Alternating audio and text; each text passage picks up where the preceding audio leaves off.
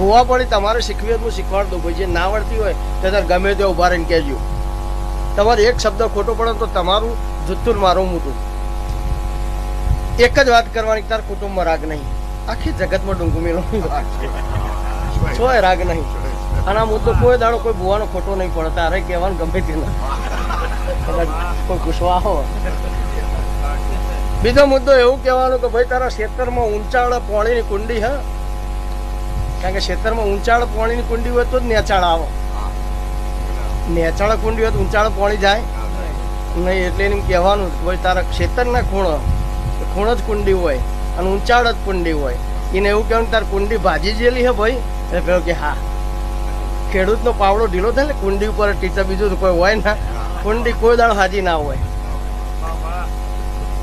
કોઈ દાડો હાજી હોય નહીં. કે ખેતરના શેઢા ભાઈ 3 લેબડા વીઘો હોય તો હાથ